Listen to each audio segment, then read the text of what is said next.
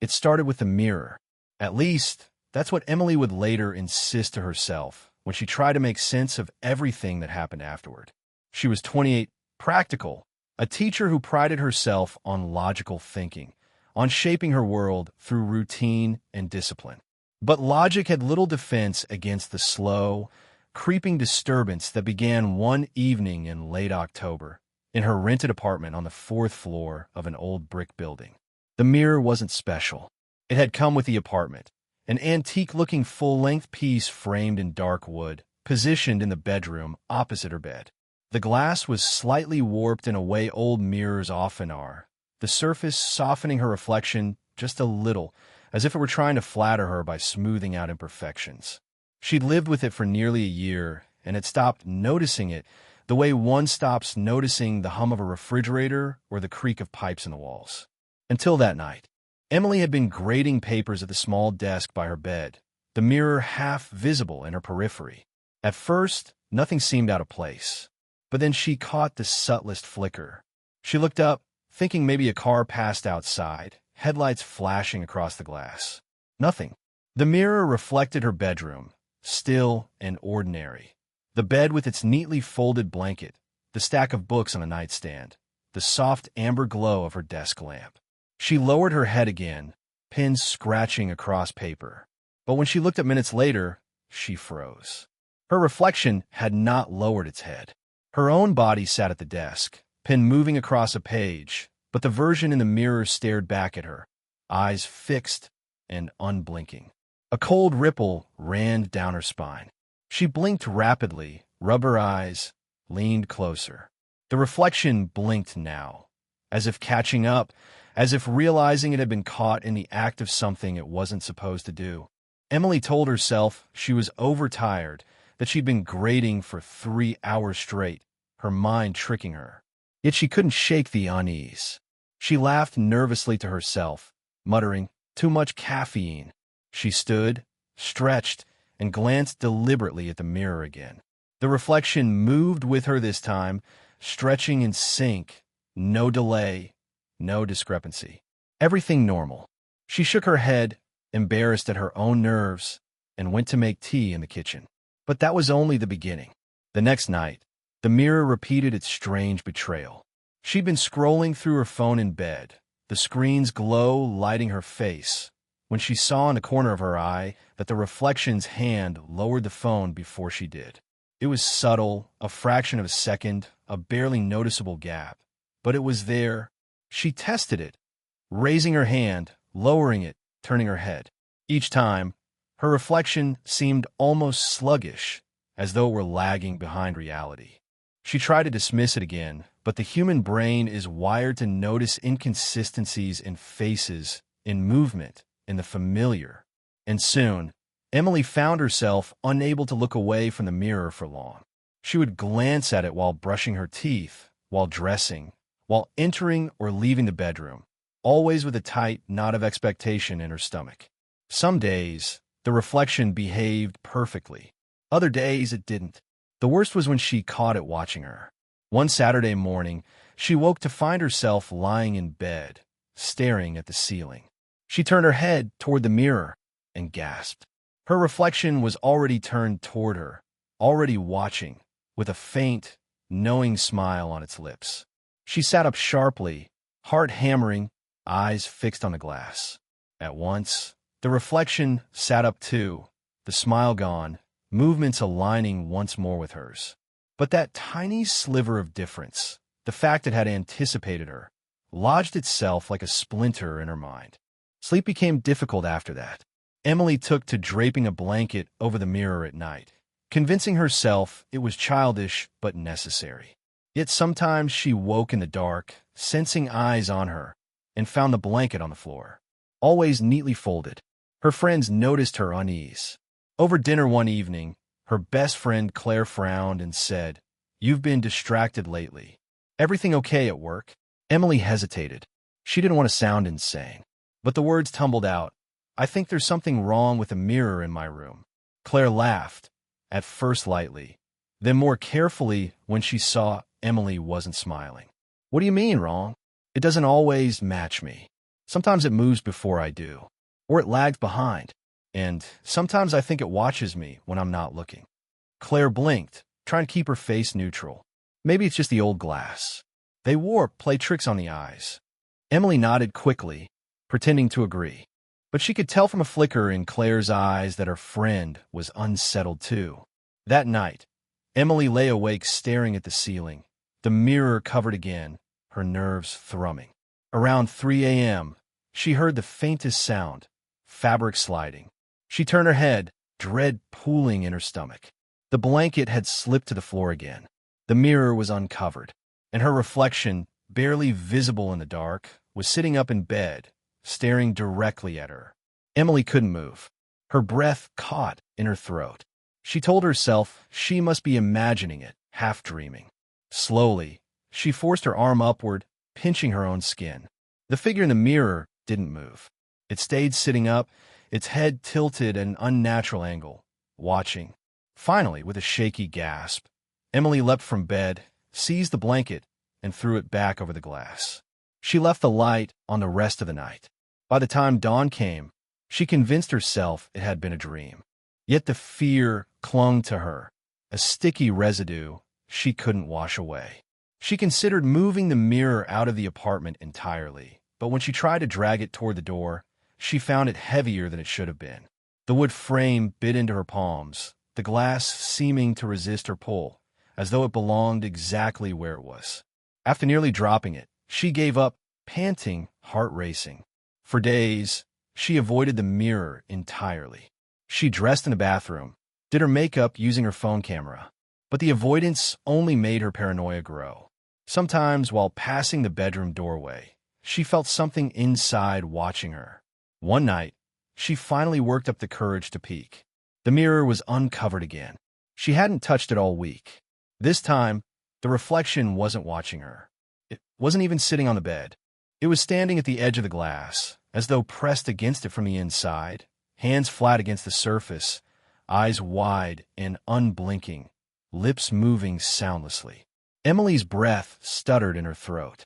She stumbled back, pulse roaring in her ears. She wanted to scream, to run, but the words forming on the reflection's lips held her frozen in place. She couldn't hear them, but she could read them. Over and over, her reflection mouthed the same thing. "Let me out." Emily could not unsee the words. Even when she slammed the bedroom door shut, even when she tried to busy herself in the kitchen, even when she blasted music to drown out the silence, her mind replayed the image of that reflection, those pale lips moving, forming those impossible words. "Let me out." She didn't sleep that night. Instead, she sat curled up on her couch, lights on, staring at the muted glow of the television screen without absorbing anything it showed. She felt her skin crawl with every creak of the apartment, every groan of the pipes. At some point near dawn, she convinced herself she had hallucinated the entire thing. Stress, exhaustion, a waking dream. That explanation was safer than the alternative. But when she finally dared to crack her bedroom door open later that morning, the mirror stood uncovered again, the blanket folded neatly at its base. Her reflection looked normal. Perfectly, maddeningly normal. Emily avoided the bedroom as much as she could that day. She called in sick to work, mumbling something about food poisoning, and spent her hours scrolling mindlessly on her phone, eating dry toast she could barely swallow. But avoidance wasn't enough. Every time she passed the doorway, her gaze was drawn, against her will, to the mirror. It wasn't just furniture anymore. It was a presence, a waiting thing. By evening, she decided she couldn't take it anymore. If she couldn't move it out of the apartment by herself, she'd call someone to haul it away. Junk removal, furniture pickup, anything. She pulled out her phone, searching for services in her area. That's when she noticed her reflection wasn't holding a phone. She froze. Her own hands trembled around the device, thumb hovering above the screen. In the mirror, her double stood empty-handed, staring straight at her. Slowly, with deliberate caution, Emily raised the phone higher, up by her face. The reflection did not mimic her. Instead, it tilted its head, almost curiously, like an animal studying her through the glass. Emily's knees weakened. She staggered backward, colliding with the wall. The phone slipped from her grip and clattered to the floor. The reflection's lips curved, ever so slightly, into something that might have been a smile. "No," Emily whispered, shaking her head. "No, no, no." She snatched the blanket again, threw it over the mirror, and bolted from the room. Her breath came in ragged gasps. That night, she locked the bedroom door and slept on the couch, clutching a throw pillow to her chest like a shield. But sleep did not save her. At some hour past midnight, a sound roused her. Soft, deliberate, a faint scraping against wood. Her heart pounded as she sat up, listening. The sound came again, a long, slow drag. It was coming from down the hall, from her bedroom. Emily crept forward, barefoot on the carpet, pulse hammering in her ears. The hallway stretched longer than she remembered, shadows yawning wide across the floor. She reached the bedroom door, pressing her ear against it. Silence. Then, 3 sharp knocks from the other side. Emily yelped, stumbling back. Her hand shook so badly she could barely grip the doorknob, but instinct made her twist it anyway. The door swung open with a groan. The bedroom was empty. The blanket lay crumpled on the floor. The mirror stood bare, reflecting the dim room. Her reflection stood exactly where she was, hands still clinging to the knob. No delay. No es mal. Just perfect mimicry. And then it blinked, once, twice, far too fast, unnatural, like the shutter of camera lens. Emily slammed the door shut and ran, hard in her throat. By morning, she'd made up her mind. She couldn't stay there anymore. She would pack a bag and spend a few nights at Claire's place. Maybe longer. She texted her friend, asking if she could come over. Claire, ever supportive, replied almost immediately, "Of course." "You okay?" Emily typed back, "I'll explain later." She avoided the bedroom as she threw clothes into a duffel bag, grabbing toiletries from the bathroom, her laptop from the desk. She didn't look at the mirror, didn't dare, but just as she zipped the bag shut, she heard something that froze her blood. Her own voice. Soft, urgent, coming from the bedroom. Emily. Her stomach dropped. Her reflection had never spoken before. She edged toward the door, dread crawling up her throat. The voice came again, clearer this time. "Emily, please." Her hand hovered near the knob. She told herself not to open it, not to listen. But curiosity, the terrible human instinct to know, was stronger than fear. Slowly, she eased the door open a crack. The mirror glowed faintly, though no light source touched it. And inside, her reflection leaned close, palms pressed against the glass, lips moving in sync with the sound that filled the room. "Please let me out." Emily's legs trembled. She tried to slam the door, but her body betrayed her, frozen by the intensity of that gaze. The reflection's eyes bore into hers with desperate hunger. "Not safe," it whispered. "Not safe for you. It wants you here. Switch. Switch with me. Please." The words rattled in her head. Switch. Not safe. It wants you here. None of it made sense, yet all of it did, in some horrible, instinctive way. Emily forced herself to wrench the door closed and stumbled back down the hall. She grabbed her bag, keys, and phone and bolted from the apartment without looking back. She didn't breathe easily until she was in her car, engine running, pulling away from the building. Only then did she let the sobs escape, hot tears blurring the streetlights as she drove. At Claire's place, she spilled everything. The mirror, the movements, the words. Claire listened, her expression shifting from confusion to disbelief to unease. Finally, Claire said, "You've been under a lot of stress. Maybe it's sleep deprivation, hallucinations. You know how the brain can—" "It's real," Emily snapped, more forcefully than she intended. Her hand shook as she gripped her mug of tea. "I'm telling you, Claire, it's real. It's not me. It's not a trick of the glass. Something's in that mirror." Claire hesitated. Then gently, "Okay, if it makes you feel better, I'll come over tomorrow. We'll deal with it together. Move it out. Smash it if we have to. Whatever it takes." Emily exhaled shakily. Relief washed over her, fragile but real. "Thank you. I can't do it alone." That night, Emily slept on Claire's couch. For the first time in weeks, She drifted into deep, dreamless rest. But when she woke, sunlight spilling through the blinds, her stomach turned to ice.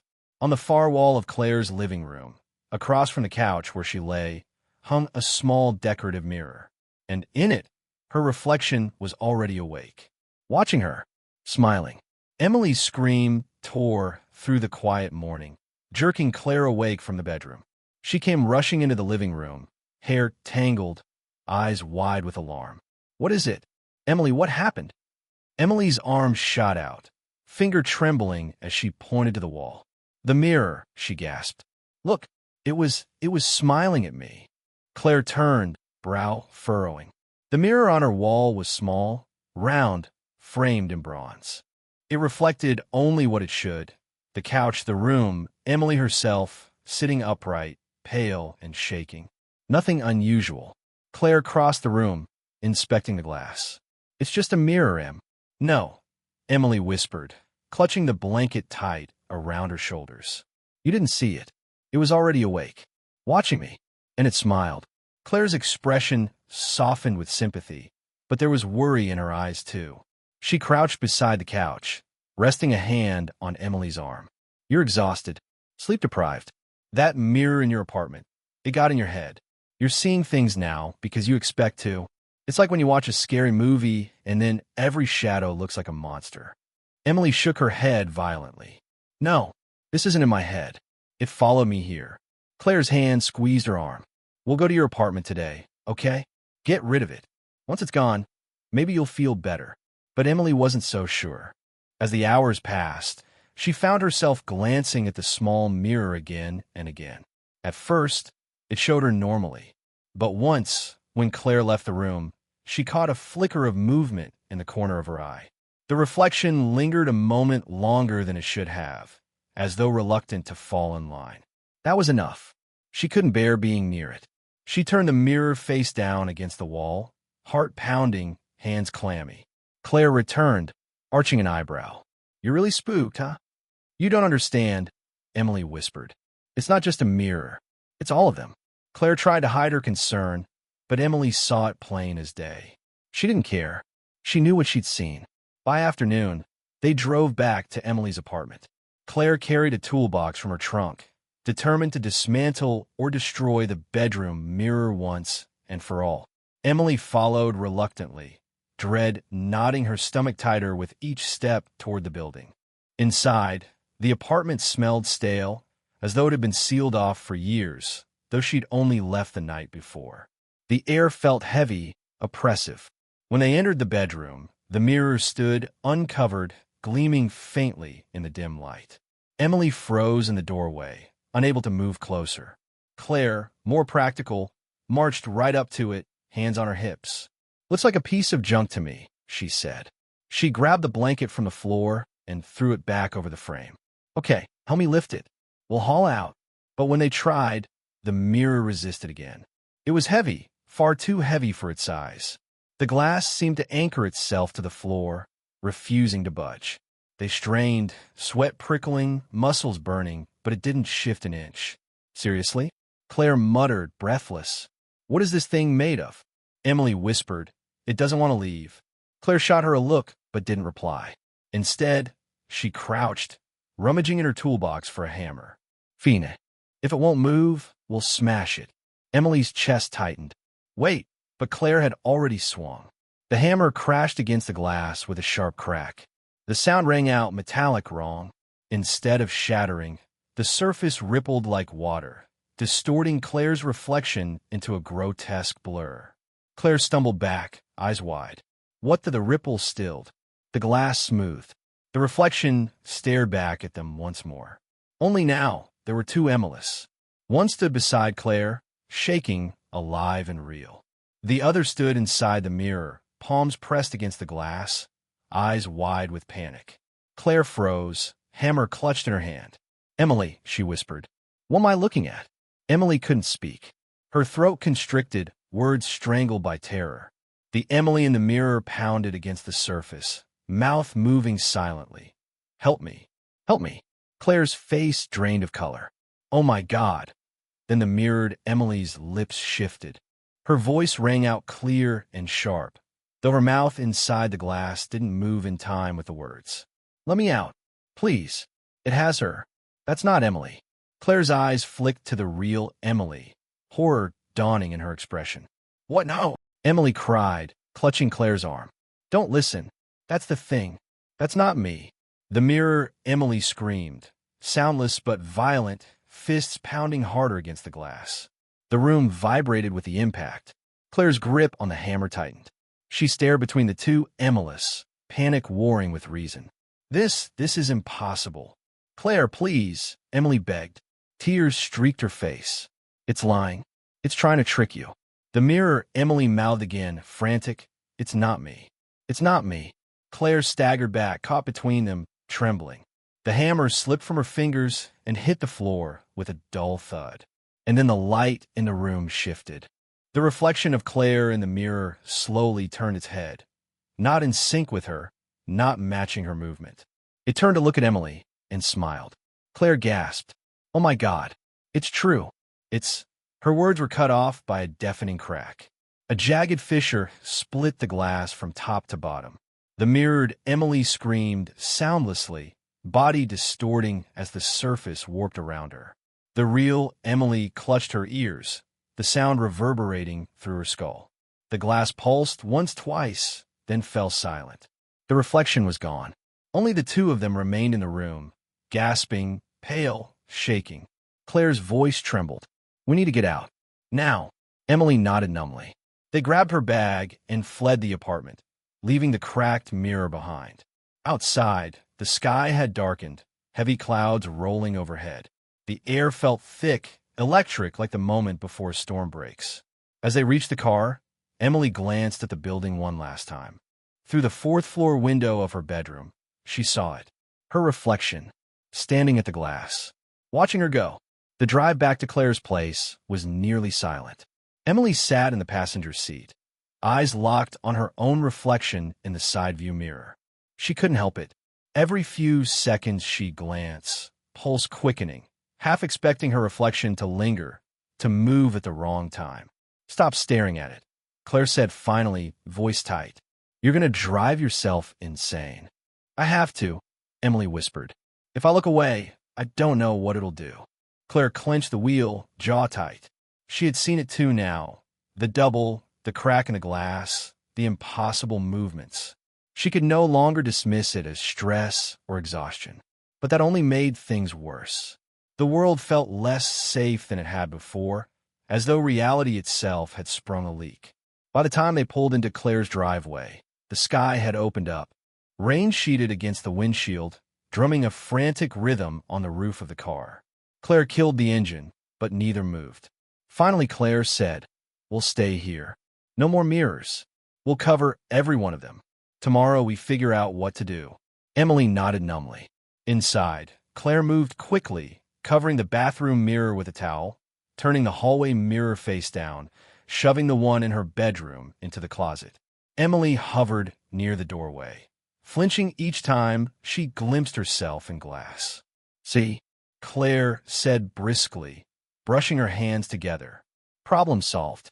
No reflections, no whatever that was. But Emily didn't feel relieved. She felt watched. Even with the mirrors covered, the sense of being observed clung to her skin like static. That night, Claire insisted Emily take the bed while she crashed on the couch. Emily agreed, too drained to argue. She lay under the blankets, listening to the rain and the occasional groan of the old house. At first, sleep came easier than expected, but sometime in the dead hours of the night, Emily stirred. A soft sound tickled her ears, like fingernails dragging slowly down glass. Her eyes snapped open. The closet door was ajar. The mirror inside gleamed faintly, uncovered. Emily froze, breath caught in her throat. She could see just enough of the glass to make out her reflection, and it was standing beside the bed. Her body lay under the blankets, trembling. But in the mirror, her reflection was already upright, head cocked at an unnatural angle, lips curled into a faint smile. Emily bolted upright. The reflection matched her a beat late, as though mocking her. "Claire," Emily whispered, voice cracking. "Claire." Footsteps thudded down the hall. Claire burst in, blinking groggily. What? What happened? Emily pointed, trembling. The mirror. It's... But the glass was dark now. The reflection showed only the two of them. Normal, frightened, disheveled. Claire slammed the closet door shut and dragged a chair in front of it. Her hands shook as she did it. Okay, she muttered. Okay, that's it. Tomorrow, we're taking that thing out to the curb. All of them, if we have to. Emily hugged her knees, rocking slightly. It's not the mirrors. It's me. It follows me. Claire's gaze darted toward her, eyes shadowed with unease. Don't say that. But Emily knew. She felt it in her bones. The reflection wasn't bound to one piece of glass. It was tethered to her. The next morning, Claire tried to restore normalcy. She made coffee, opened the curtains, chatted about trivial things. But every reflective surface became an enemy. The black screen of the television, the glass of the microwave, even the puddles outside on the rain-soaked street. Emily couldn't escape herself. At one point, while washing her hands, she caught her reflection in the faucet's chrome surface. Her stomach lurched. The reflection was grinning. She screamed, stumbling back. Claire came running, but by the time she arrived, the faucet showed nothing unusual. Claire gripped her shoulders. You're seeing it everywhere now. You're letting it win. I'm not imagining this. Emily cried. It's real. It's in everything. Claire hesitated. Her eyes betrayed doubt, but also fear. Then we need help. Someone who knows about whatever this is. Some kind of historian, or, I don't know, paranormal expert. The idea of dragging someone else into this horror made Emily's stomach twist. But she couldn't deny they were out of their depth. They spent the afternoon scouring online forums, rabbit holes filled with ghost stories and occult speculation. Most were laughable. But one thread caught Emily's eye, a long, rambling post about mirror folk, beings trapped behind the glass, mimicking us until they can replace us. The details were vague, but one line stood out. They cannot enter unless invited. Do not believe their words. They lie. They beg. They wait. Emily shivered, remembering the reflection's voice, pleading, switch with me. Please. Claire frowned at the screen. Sounds like nonsense. But if it's not, then the answer is simple. Don't invite it. Don't let it out. But Emily wasn't so sure. If it couldn't get out on its own, why did it seem stronger every day? Why did it feel closer now than ever? That night, sleep evaded her again. She lay awake, staring at the ceiling, every shadow thick with menace. Around 2 a.m., she heard Claire's voice. Soft. Urgent. Imminência. Emily turned. Claire stood at the bedroom doorway, silhouetted in the dark. Come here. I found something. You need to see this. Emily rose cautiously, feet brushing the cool floor. Claire beckoned, leading her down the hall. But something gnawed at Emily's mind. The house was silent. Too silent. She didn't hear rain, or pipes, or the creak of the floor under Claire's feet. When they reached the living room, Claire stopped in front of the turned-around mirror on the wall. Slowly, deliberately, she flipped it upright. Emily gasped. Her reflection stood inside the glass, smiling, while her real body was nowhere to be seen. Emily stumbled back. No, this isn't right. The figure beside her turned. It was Claire, but as the dim light touched her face, Emily's stomach dropped. Her eyes weren't Claire's. They were her own. The voice that came out wasn't Claire's either. It was Emily's. Let me out. Emily screamed. Her own voice shattered through the house, reverberating in every surface. In the microwave, in the black TV screen, in the glossy tile. Dozens of reflections blinked awake at once, all smiling. Claire burst in seconds later. The real Claire, hair disheveled, eyes wild. What happened? What's wrong? Emily collapsed to the floor, sobbing. The reflections faded, leaving only two frightened women in a darkened house. Claire knelt, pulling her close. You're okay. You're okay. We'll figure this out. But Emily knew it was a lie, because as she buried her face in her friend's shoulder, she glimpsed the nearest window over Claire's back. And in it, her reflection wasn't crying. It was grinning. Emily stopped trusting glass. She stopped trusting water, polished surfaces, shadows on the floor. Anything that might bounce her image back at her was dangerous now. She carried a scarf everywhere she went, wrapping it around her face when she passed shop windows or parked cars. She avoided bathroom sinks, avoided her own phone screen when it went dark. But no matter what she did, her reflection found her. Sometimes it appeared in the tiniest sliver of metal, a spoon in the kitchen drawer. Sometimes in the fogged-up surface of the kettle. Always smiling, always patient, as though it had all the time in the world. Claire tried to help. She taped cardboard over every reflective surface in the house, unplugged the TV, hid the silverware. The house grew strange and claustrophobic, stripped of shine, everything covered or dulled. But even then, Emily swore she caught glimmers, a flash of her own eyes in the glass of picture frame, the curve of her cheek in the shine of Claire's doorknob. "You're feeding it," Claire said one morning as she poured cereal into bowls. She spoke softly, carefully, as though Emily were glass herself. "Every time you look, you give it power. Ignore it, and maybe it'll fade." But Emily couldn't ignore it. She felt it watching her. Even when she couldn't see it, she sensed its gaze, hot, heavy, unblinking. One night, Claire awoke to find Emily standing in the living room, staring at the wall where the mirror had once hung. "Ink," Claire whispered, voice thick with sleep. Emily didn't answer. She stood rigid, arms at her sides, breathing slow and shallow. Claire approached carefully. "What are you doing?" Emily's voice came out flat, distant. "It's calling me." Claire's skin prickled. She reached out, gently touching Emily's arm. "Hey, look at me." Emily turned. For a second, Claire's stomach dropped, because the face that looked back at her wasn't quite right. The smile was too wide, the eyes too still. Then Emily blinked, and it was gone. She gasped, staggering back as though waking from a trance. I don't know what happened." Claire swallowed hard. "You need sleep." But Emily knew better. It wasn't about sleep. It was about surrender. The following day, Claire left for work, promising to check in by lunch. Emily sat alone in the covered-up house, every tick of the clock loud in the silence. She tried reading, tried distracting herself, but her gaze kept drifting to the window. The glass was covered with cardboard, but beneath it, faintly, she could see movement. Her reflection was pacing. Emily froze, books slipping from her hands. She pressed closer, squinting at the seams of the cardboard. Yes, there it was. A figure behind the covering, shifting, walking back and forth in time with her own quickened breath. She stumbled back, heart hammering. The reflection wasn't just copying anymore. It was waiting.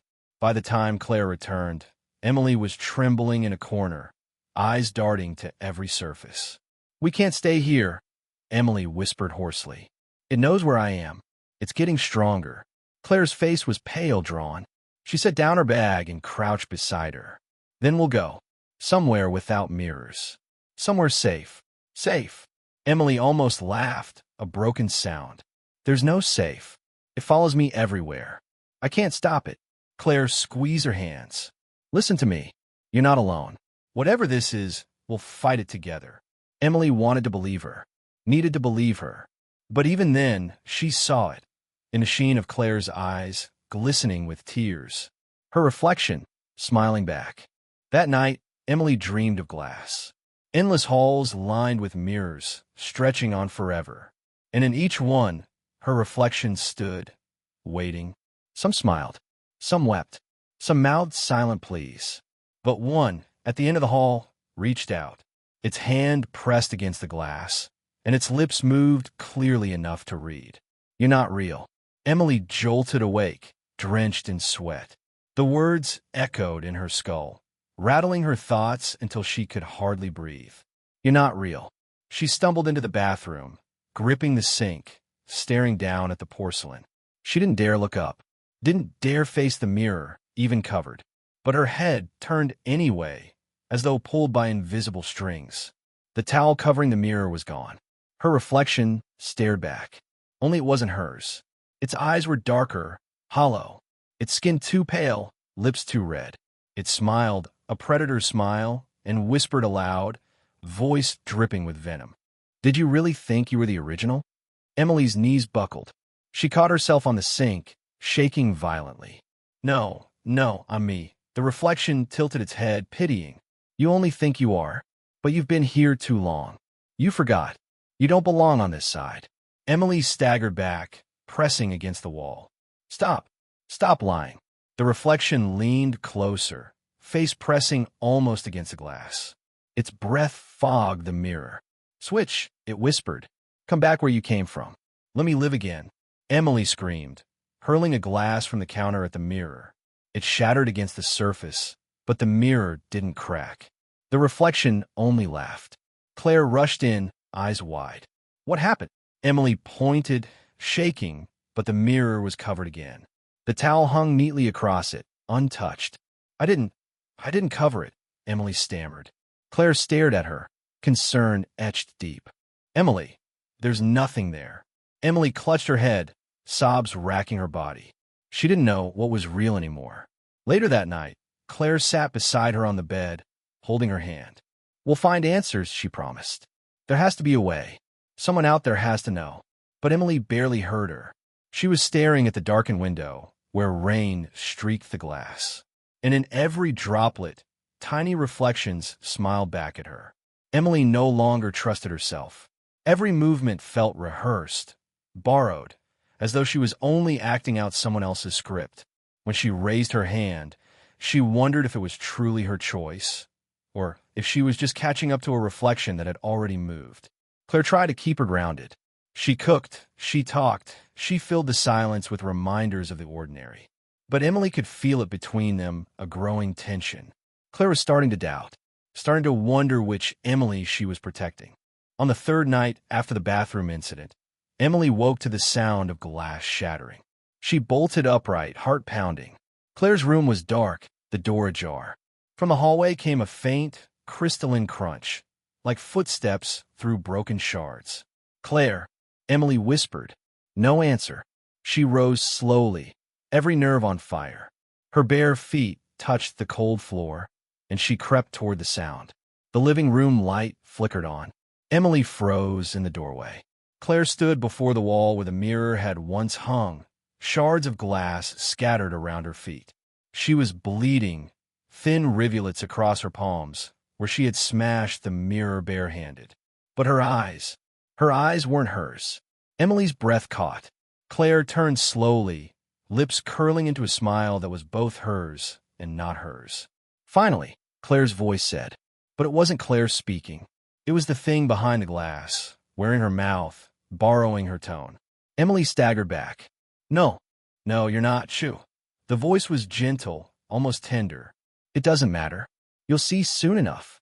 And then every covered surface in the house began to tremble. The towel in the bathroom fell.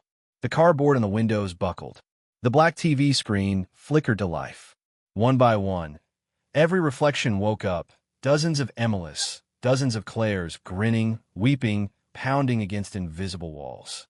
The house vibrated with the sound of muffled voices, overlapping, chaotic. Let me out. Let me out. Let me out. Emily clamped her hands over her ears. Stop it. Please stop. Claire, or the thing that wore her face, stepped closer. You've been running too long. You forgot where you came from. But we didn't forget you. Emily shook her head violently, tears streaking her cheeks. I'm real. I'm real. The thing smiled wider. Prove it. The reflections echoed. Prove it. Prove it. Prove it. The walls seemed to close in, glass warping, bending, pulling at her vision until Emily couldn't tell where the room ended and the mirror world began.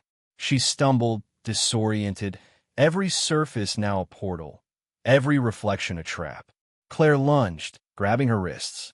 But her grip was wrong, too cold, too strong. Emily screamed, struggling, kicking against the floor. You belong to us, the knot Claire hissed. It's time to come home. Emily twisted, desperate. Her eyes fell on the hammer, still lying on the carpet from days ago. With a burst of strength, she tore free and snatched it up. The reflections shrieked in unison, 100 voices rattling the walls. Emily raised the hammer high. For a moment, she hesitated. If she smashed the glass, what would happen? Would she free them, or herself? Or would she only break the last barrier between worlds? Her reflection in the nearest shard locked eyes with her. It mouthed one word. Switch. Emily screamed and brought the hammer down. The world exploded in light and sound, a shattering chorus of screams. Glass rained around her, slicing her skin, filling her mouth with the taste of metal. The floor dropped away, or maybe the ceiling rose. She couldn't tell. For one dizzying moment, she was falling through endless reflections, each one showing her at a slightly different angle, a slightly different self. Then silence. When she opened her eyes, she was standing in her apartment. The bedroom mirror loomed before her, whole and unbroken. She stumbled toward it, gasping. No, no, no, no. Her reflection stared back. It smiled. And behind her, in the glass only, Claire appeared. She was pounding against the surface, screaming silently, mouthing the same words over and over. Let me out. Let me out. Emily reached for the glass, heart shattering. But her reflection reached first, hand pressing flat against hers. And for the first time, the glass gave way, cold and liquid, like a surface of water. The reflection's fingers curled around her wrist. Emily tried to scream, but the sound never left her throat. The world inverted. When the silence broke, the room was calm again. The mirror was smooth, unbroken. Inside it, Emily pounded desperately, her face twisted with terror. Her mouth formed the words that no one could hear. I'm real. Please, I'm real. On the other side, her reflection turned from the glass, smiling. It walked into the room, into the world, into her life, stretching its arms as though it had never known freedom. When Claire came later, searching for Emily, she found her friend sitting calmly on the bed, pale but composed, smiling faintly. I'm okay now, Emily said softly. It's all over. Claire exhaled in relief, rushing forward to embrace her. She didn't notice, not at first, that Emily's eyes in the mirror blinked just a fraction too late. And she never noticed the faint, frantic pounding that began behind the glass.